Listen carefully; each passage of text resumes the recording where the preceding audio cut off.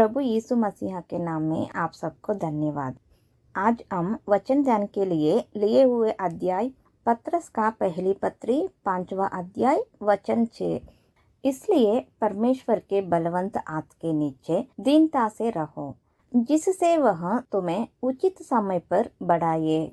परमेश्वर के हाथ के नीचे दीनता से रहने के लिए इस वचन कह रहा है।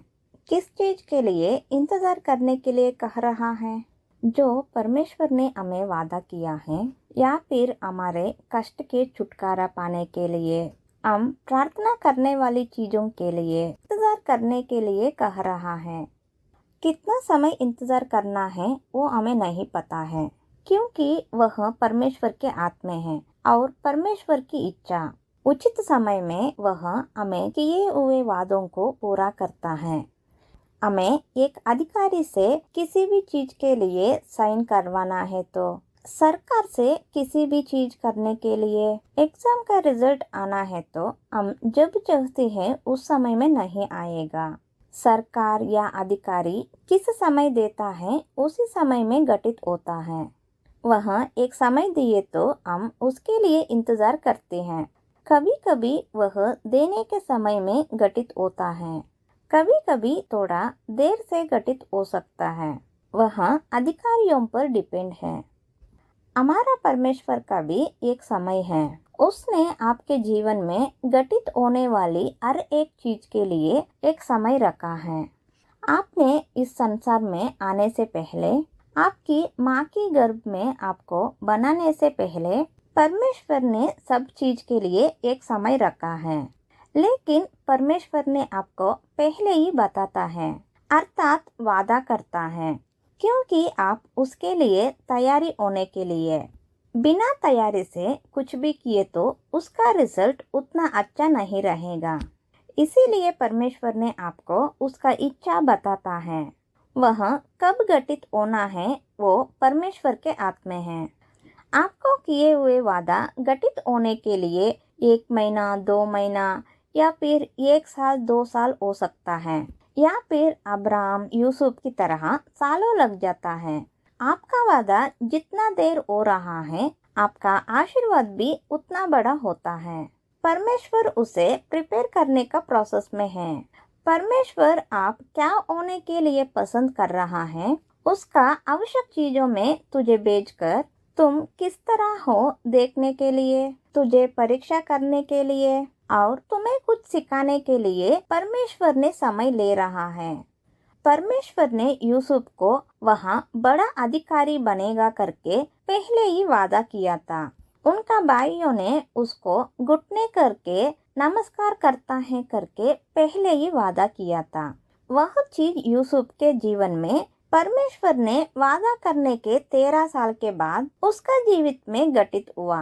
इन 13 सालों में वह जो रास्ता तय किया, मुश्किल, अनावश्यक निंदाएं, अकेलापन, उसने कोई गलती ना की होने पर भी जो कष्ट सहा, वह उसके लिए जो परमेश्वर ने वादा किया था उससे कोई संबंध नहीं था।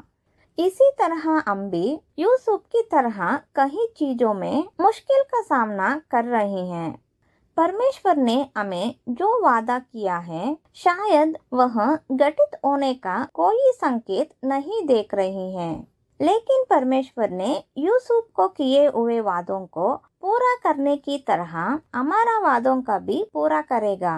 उसके पहले हमारे जीवन में आने वाले हर एक मुसीबत को सह के परमेश्वर में कैसे विश्वास करना है करके यूसुफ के जीवन के माध्यम परमेश्वर के हाथ के नीचे कैसे दीनता से रहना है करके आज देखेंगे। किसान किसी भी फसल को उगाना है तो पहले उन्होंने खेत को चौंध के पत्थर और सभी अवांछित खरपतवारों को हटा के भूमि को अच्छी तरह से समतल करके बाद में बीज को बोते हैं। यदि भूमि को समतल किए बिना बीज को बोएंगे तो अच्छी फसल नहीं देगा। जब यीशु मसीह ने प्रीचिंग कर रहा था तो उन्होंने 4 तरह की फसलों के बारे में बताया। 3 तरह की भूमि ने अच्छी फसल नहीं दिया, समतल का भूमि ने अच्छी तरह का फसल दिया।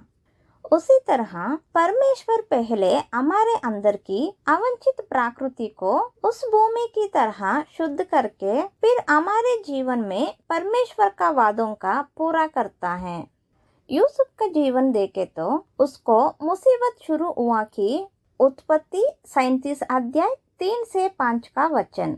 और इस्राएल अपने सब पुत्रों से बढ़ के यूसुफ से प्रीति रखता था, क्योंकि वह उसके बुढ़ापे का पुत्र था और उसने उसके लिए रंग बिरंग अंगार का बनवाया। सो जब उसके भाइयों ने देखा कि हमारे पिता हम सब भाइयों से अधिक उसी से प्रीति रखता है, तब वे उससे बैर करने लगे और उसके साथ ठीक तौर से बात भी नहीं करते थे। और यूसुफ ने एक स्वप्न देखा और अपने भाइयों से उसका वर्णन किया, तब वे उससे और भी द्वेष करने लगे। इधर हम यूसुफ का भाइयों ने उससे बैर करता था, नफरत करता था करके देखा। क्यों उन्हें नफरत करता था? क्या यूसुफ ने उनके साथ कुछ गलत किया? नहीं। क्या यूसुफ ने उनका किसी भी चीज को छीन लिया? नहीं। तो फिर वे उससे नफरत क्यों करने लगे? पहला कारण यह था कि उसका पिता उसका सभी भाइयों के ज्यादा उसको प्रीति करता था। उसका पिता यूसुफ के लिए एक अंगार का बनवाया था। दूसरा कारण, यूसुफ के सपनों के कारण उनका भाइयों ने उसे नफरत करता था। इसमें यूसुफ का गलती क्या है?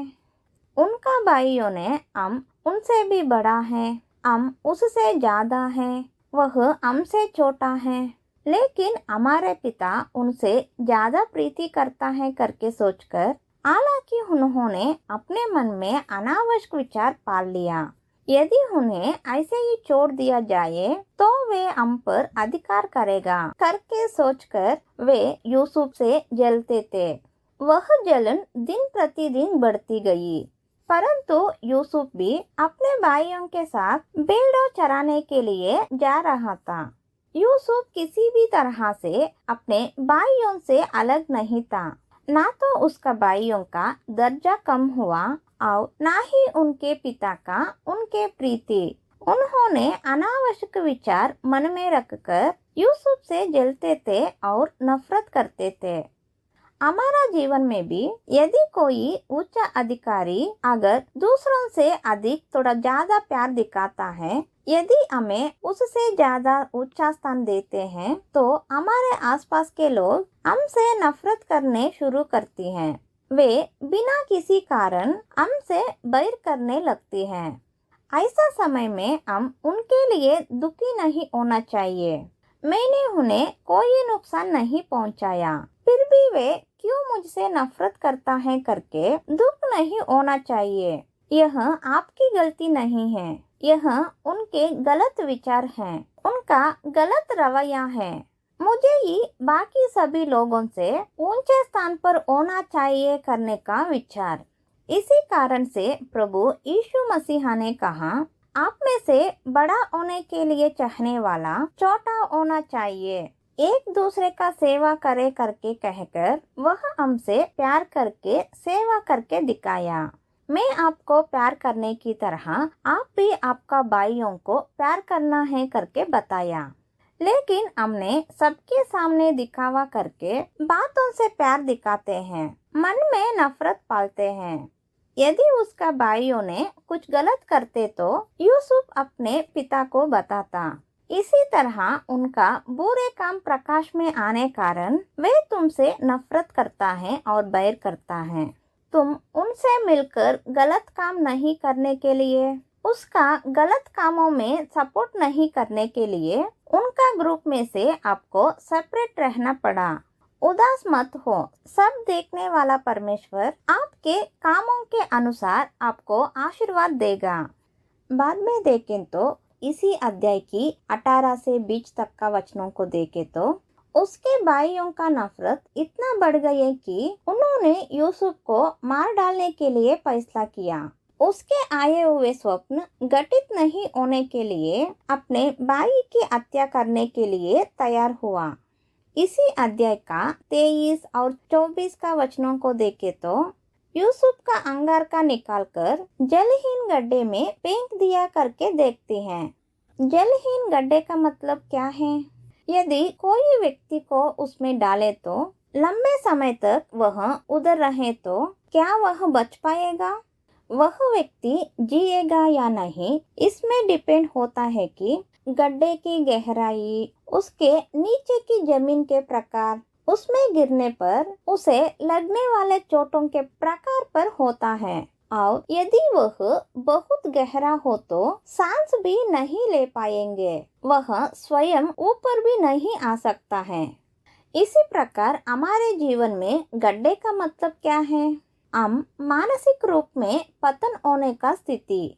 जिस तरह से आप अपना भाइयों के बारे में बात करते हैं, वह उसे गड्ढे में डालने की जैसा है, जो मानसिक रूप में जख्मी और घायल होकर उस दर्द से बाहर आने में असमर्थ है। क्या आप ही के कारण है कि वे इस प्रकार कष्ट झेल रही हैं? क्या आप अपने शब्दों से किसी को घायल कर रही हैं? क्या आप अपने शब्दों से उन्हें घायल करने की कोशिश कर रही हैं क्या? अपने भाई बहनों के आंखों से आंसू बहाने का कारण आप हैं क्या? सावधान रहो, परमेश्वर सब देख रहा है। एक दिन तुम्हें परमेश्वर को हर चीजों का हिसाब देना पड़ेगा। जो बोहेगी वही काटेगी। परमेश्वर के वादा किसी के ऊपर है तो उन्हें किसी तरह का गड्ढे में डाले तो भी परमेश्वर उन्हें ऊपर उठाकर अपना वादा पूरा करेगा। और आगे देखे तो इसी अध्याय की 28 का वचन। यूसुफ के भाइयों ने उसको उस गड्ढे में से खींच के बाहर निकाला और इस्माएलियों के हाथ चांदी के 20 टुकड़ों में बेच दिया और वे यूसुफ को मिस्र में ले गए। यूसुफ को मिद्यानियों के हाथ में बेच दिया करके हम इधर देखा। किस लिए भेजा? उन्होंने यूसुफ को मार डाल के उसका सपनों को संभवित नहीं होने के लिए सोचा, लेकिन उसे मारना पाप है। उसे विदेशियों को बेच दिए तो उसका स्वप्न संभवित नहीं होएगा करके सोचकर उन्होंने परमेश्वर की इच्छा के विरुद्ध जाकर यूसुफ को बेच दिया। उन्होंने सोचा कि यदि वे अपने भाई को मारने के बजाय बेच दे तो पाप नहीं है। पाप चाहे छोटा या बड़ा, परमेश्वर के दृष्टि में वह पाप ही है। जैसा यूसुफ को उसने भाइयों ने बेच दिया था, उसी तरह आप भी अपने भाइयों को बेच रही हैं क्या? अर्थात जिस प्रकार यूसुफ और उनका भाइयों ने एक ही पिता की संतान थे, उसी प्रकार हम भी जो विश्वास करते हैं परमेश्वर का पुत्र हैं, अपने भाई और बहनों से नफरत करके, मन में उनके प्रति नफरत रखकर उनके साथ अच्छे संबंध होने का दिखावा कर रही हैं क्या? क्या आप उन्हें नुकसान पहुंचाने के लिए तरीका ढूंढ रही हैं क्या? क्या आप उनके जीवन में परमेश्वर के वादों को पूरा होने से रोकने की कोशिश कर रही हैं क्या? सावधान रहें, परमेश्वर सब देख रहा है। आप परमेश्वर के विरुद्ध कुछ नहीं कर सकती हैं। आप परमेश्वर के कामों को रोक नहीं सकते हैं। यदि यूसुफ इधर रहे तो हमारे ऊपर अधिकार करता है करके सोचकर उन्होंने यूसुफ को विदेशियों के हाथ में बेच दिया, परंतु परमेश्वर ने उन्हें उधर अधिकारी बनाया। यूसुफ के भाइयों ने उसके सामने झुकने दिया। और आगे देखे तो इसी अध्याय की 21 और 32 वचनों को देखे तो खून से सना हुआ अंगारके को अपने पिता के पास भेजकर कहला दिया कि यूसुफ मर गया करके विश्वास करवा दिया। उन लोगों के जलन के कारण पिता और बेटे को दूर कर दिया। इसी प्रकार हम भी अपने जीवन में काम करने के जगह में, पति पत्नी के बीच, मित्रों के बीच, परिवार के सदस्यों के बीच, चर्च में पास्टर और विश्वासियों के बीच जलन के कारण झूठ बोलकर उनके बीच अच्छे रिश्ते को तोड़ रही है क्या? उन्हें दूर कर रही है क्या? सावधान रहो, परमेश्वर सब देख रहा है। आप जो बोहेगी वही काटेगी। फिर भी तुम्हें परमेश्वर अब क्यों दंड नहीं दे रहा है, तो वह आपको अपने बुरा व्यवहार सुधारने के लिए समय दे रहा है। परमेश्वर तुम्हें दंड देना नहीं चाहता है। परमेश्वर नहीं चाहता है कि आपको और अपना भाई को एक ही बार खो दे। जिस तरह आबिल को मार के कैन अपने माता पिता से अलग हो गया था, उस प्रकार आपको और अपना भाई को खोने को परमेश्वर नहीं चाहता है। परमेश्वर चाहता है कि आप अपना गलतियों को सुधारें। परमेश्वर ने जो समय आपको दिया है उस समय में सुधारो, नहीं है तो आप सजा से नहीं बच सकती। बाद में हम उत्पत्ति 39 अध्याय का पहला वचन देखे तो यूसुफ को नौकरानी के दौर भेजे तो पोतीफर ने यूसुफ को काम करने के लिए खरीदा था। लेकिन परमेश्वर यूसुफ के संग रहने के कारण पोतीफर का जो कुछ भी था, यूसुफ के कारण परमेश्वर ने आशीष कर रहा है करके देखकर यूसुफ को पूरे घर के ऊपर अधिकारी बनाया। यूसुफ के कठिन समय में, मिस्र में दास के रूप में दौड़ाने के समय में भी परमेश्वर यूसुफ के संग था और उसके द्वारा किए गए कामों को आशीष दी। परमेश्वर ने उसका हाथ नहीं छोड़ा। इसी प्रकार हम भी सोचते हैं, हम इतने कष्टों से गुजर रहे तो भी परमेश्वर क्यों हमारी सहायता नहीं कर रहा है? क्या सचमुच में परमेश्वर हमें देख रहा है? क्या हमारे संग है क्या? अगर परमेश्वर हमारे संग में है तो क्यों हमें इतना कष्ट है? यूसुफ के साथ रहने वाला परमेश्वर हम किसी तरह का मुश्किलों को सामना कर रहे हैं तो भी परमेश्वर हमारा संग में ही रहता है, हमें सहायता करता है। वे हमारे सोच के तरह नहीं है। वे परमेश्वर के वादा पूरा करने की तरह परमेश्वर के इच्छा के अनुसार होता है।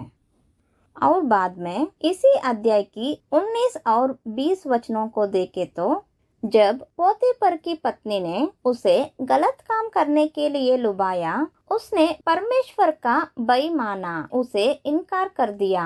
इसलिए पोतीफर का पत्नी उस पर निंदा डाली। इसी के कारण यूसुफ को कारागृह में बंद कर दिया। जो गलत उसने नहीं किया था, इसके लिए उन्हें अन्यायपूर्वक कारागृह में डाल दिया। परंतु परमेश्वर ने जो उसे देख रहा है, वहाँ भी यूसुफ को सहायता करके बंदी गृह का अधिकारी को उसके प्रति दया का अनुभव किया। यूसुफ को उधर भी अधिकारी बनाया। देखिए, यूसुफ को परमेश्वर ने तुम बड़ा अधिकारी होएगा करके वादा किया था। उससे पहले पोतीफर का घर में और कारागृह में अधिकारी बनाया। यदि हम इंजीनियरिंग का पढ़ाई करें तो डॉक्टर का काम नहीं कर सकती हैं। यदि हम डॉक्टर का पढ़ाई करें तो इंजीनियरिंग का काम नहीं कर सकते हैं। हम किस चीज के लिए पढ़ाई करते हैं, उसकी संबंधित चीजों में काम करते हैं। इसी प्रकार हम जो बनना है उसके संबंधित चीजों में कष्ट और परेशानियां हमारे सामने आती हैं। इसी अध्याय की 6 और 23 वाक्यों को देखे तो पोतीफर और कारागृह के अधिकारी दोनों भी यूसुफ के हाथ में सब कुछ सौंप कर केवल भोजन के विषय में ही विचार करते थे करके देखते हैं। सब कुछ योसेफ के हाथ में देकर वह निश्चिंत रहते थे करके देखते हैं। इन दोनों स्थान में परमेश्वर यूसुफ के संग रहकर वह किए गए सभी काम को आशीष किया करके देखते हैं और यूसुफ जितना ईमानदारी था करके हम देख सकते हैं। यूसुफ मिस्र देश के अधिकारी होने के पहले पोतीफर का घर में कारागृह में उन्हें अधिकारी बनाकर परमेश्वर यूसुफ का परीक्षा लिया। इसी तरह परमेश्वर हमें भी परीक्षा करके हमें समझकर और फिर हमें उच्चतर स्थिति में ले जाएगा। यदि परमेश्वर आपको किसी भी जगह में या काम में रखे तो वह वफादार बने रहो। जैसा कि बाइबल में कहते हैं, ना कि केवल स्वामी देखते हैं, परमेश्वर के भय में काम करो। परमेश्वर ने आपको जहाँ और जिस प्रकार रखा है, उसके पीछे उसका एक महान उद्देश्य है। इसके माध्यम से परमेश्वर आपका परीक्षा ले रहा है। नहीं है तो तुम्हें किस चीज के लिए आवश्यकता है उसको सिखा रहा है। आगे देखे तो फिरौन को स्वप्न आकर कोई भी उसका व्यक्त नहीं कर सका, लेकिन परमेश्वर यूसुफ को मदद करके उन सपनों का मतलब समझाया। राजा ने उसे तुरंत अधिकारी बना दिया। सिर्फ स्वप्न का अर्थ बताए तो कोई भी उन्हें उतना जल्दी एक छोटा सा अधिकार में रखने के लिए नहीं मानेगा। लेकिन फिरौन ने यूसुफ को अधिकारी बनाकर उसके बाद में राजा के स्थान में रखा। देखिए, सिंहासन को छोड़कर यूसुफ ने मिस्र देश के ऊपर अधिकारी हो गया। सामान्यत में कोई भी राजा एक व्यक्ति को अधिकार में रखना है तो उसको पहले ट्रेनिंग देकर उसका ज्ञान का परीक्षा लेने के बाद उसको अधिकारी बनाता है। यदि हम देखें तो दानिएल, शद्रक, मेशक, अबेदनगो को अधिकार देने के पहले उन्हें 3 साल ट्रेनिंग देकर उसका ज्ञान को परीक्षा करके बाद में उन्हें अधिकार में रखा। लेकिन इधर एक कारागृह में रहने वाला कैदी को कोई भी एक स्वप्न का अर्थ बताने से कोई भी राजा इस प्रकार का अधिकार देता है क्या? यूसुफ को नौकर के रूप में मिस्र देश में भेजे तो कारागृह में रहने वाला कैदी एक ही पल में उतना बड़ा अधिकारी कैसे बन सकता है? वे सब परमेश्वर का काम है। 13 साल का प्रोसेस यूसुफ का वादा को एक पल में पूरा किया। वे सब परमेश्वर से ही हुआ। तब तक बहुत कष्टों को झेले हुए यूसुफ अब बड़ा अधिकार में है। उसके भाइयों ने उसके प्रति किए हुए बुराइयों को परमेश्वर ने उसकी भलाई के लिए बदल दिया।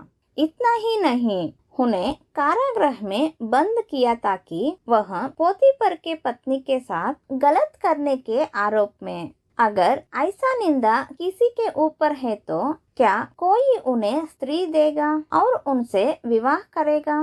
लेकिन इधर राजा ने यूसुफ को एक सुंदर लड़की के साथ शादी करवाया। एक ही पल में उसे राजा का अंगूठी, गले में सोने के जंजीर, अच्छा कपड़ा पहनाकर राजा के दूसरे रथ में चढ़वाया। इस प्रकार परमेश्वर ने यूसुफ सामना किए मुसीबत और अपमान से भी अधिक सब चीजों में परमेश्वर ने उन्हें सम्मान किया।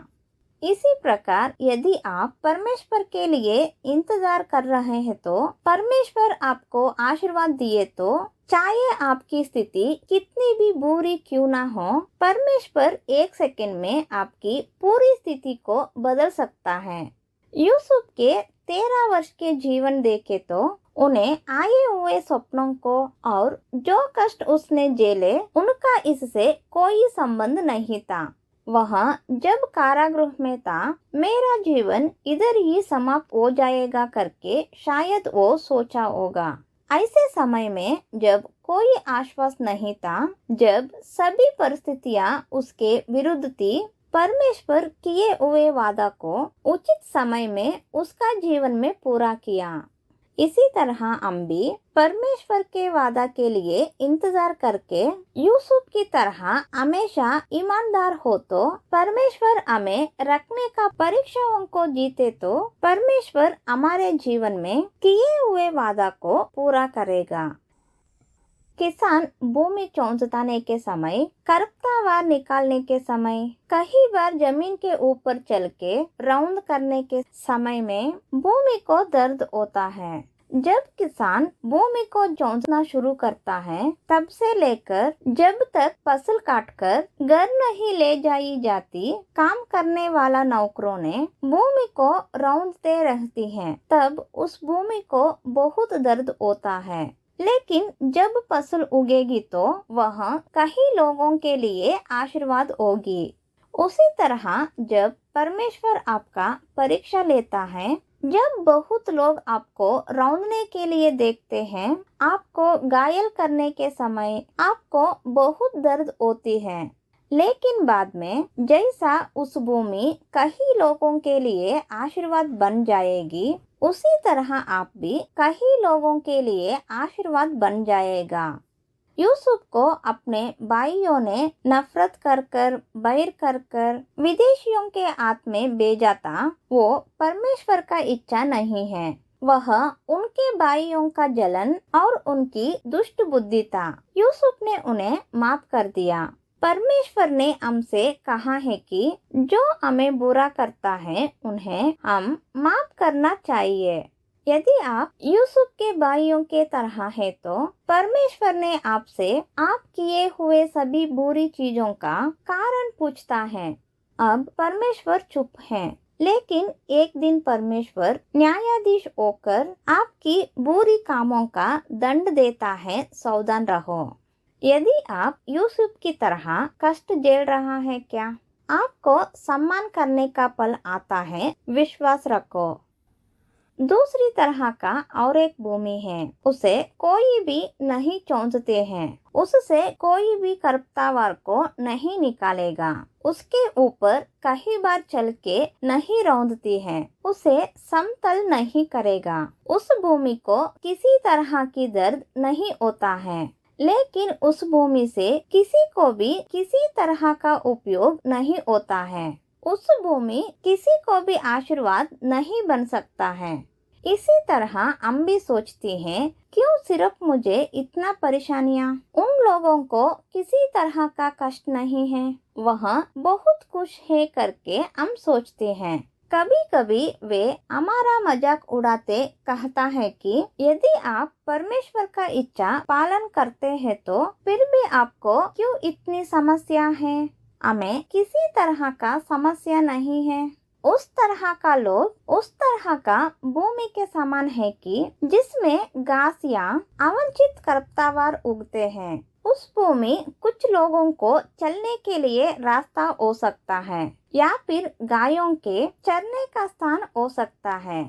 इसका मतलब है कि ऐसा लोग किसी भी छोटे छोटे काम के लिए आता है या फिर यूसुफ के भाइयों के तरह अपने लिए, अपना परिवार के लिए जिएगा। वे किसी औरों के लिए उपयोग नहीं होगा। यूसुफ की तरह परमेश्वर आपका किया हुआ वादा के ऊपर आपका आंखें टिकाकर आपका सामने आने वाले हर एक मुसीबत को, निंदाओं को, अपमान को परमेश्वर के हाथ में सौंप के दीनता से परमेश्वर के लिए इंतजार कर। उचित समय में परमेश्वर ने तुम्हें ऊपर उठाएगा। भले ही देर हो जाए, लेकिन परमेश्वर हमसे किए अपने वादे जरूर पूरा करेगा। इस बातों के माध्यम परमेश्वर आप सबको आशीर्वाद करे। आमीन।